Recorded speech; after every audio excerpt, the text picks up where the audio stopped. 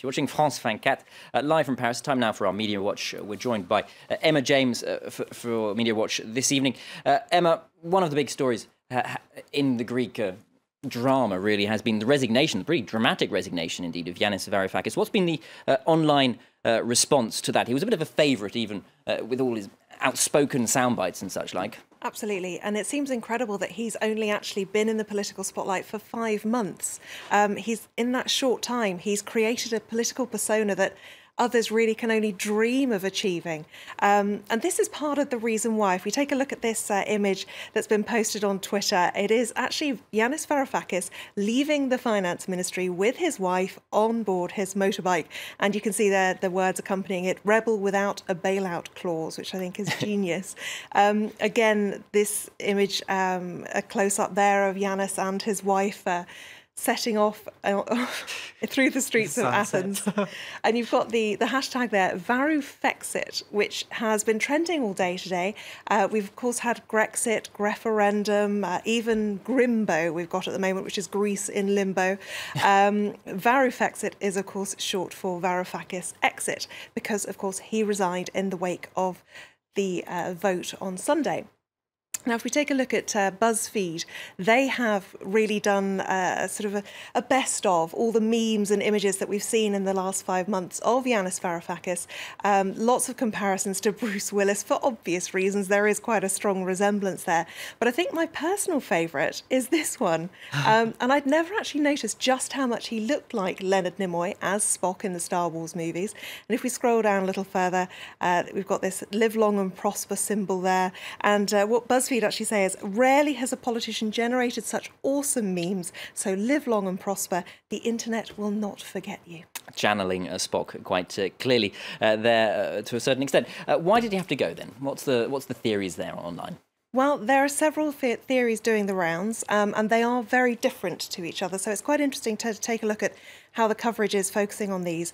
If we take a look at the British newspaper The Guardian, they say that Yanis Varoufakis, the bold, brash Greek finance minister, had to go. They said even though he was vindicated by the no vote, he felt that he had to go because he was, in fact, the biggest obstacle to achieving a deal after the referendum had taken place.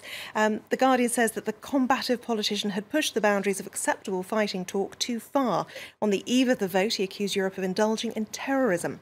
Now, they also say that if his removal isn't enough to enable a deal to be reached, the mess that he's created may well end up being his lasting legacy. However, if we take a look at French newspaper Le Monde, they have an entirely different story. They basically say that Yanis Varoufakis, the bête noire, the thorn in the side, if you like, of Brussels, was pushed into resigning.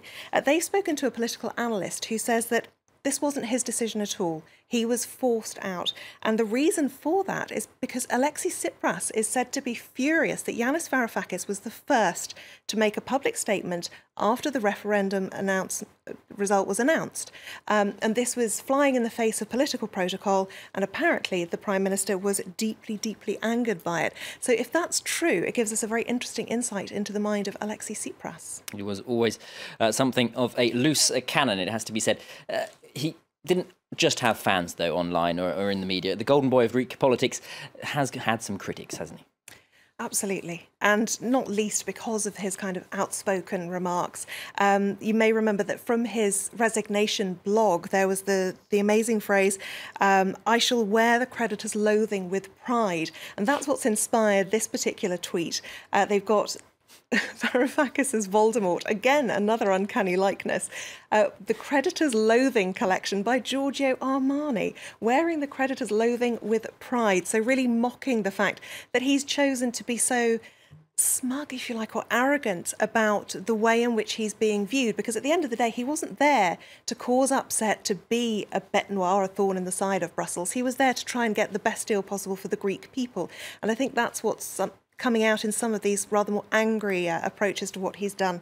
This one is particularly damning. It's one of the Dummies books. They've made up a cover. The story of a 5-month adventure, how to default a country for dummies, learn how to be cool and a total fraud at the same time. And it is, according to this Twitter user, by Yanis Varoufakis. Of course, that is just a spoof. This Twitter user talks about, will the gods of Europe accept Tsipras's sacrificial lamb? Will it appease their wrath? Well, we'll have to wait and see, but it does look as though he was indeed Tsipras's sacrificial lamb. Okay, Emma, thanks so much for that. Media Watch, you're watching France 24. I'll be back after this short break with more news and headlines, so do stay tuned.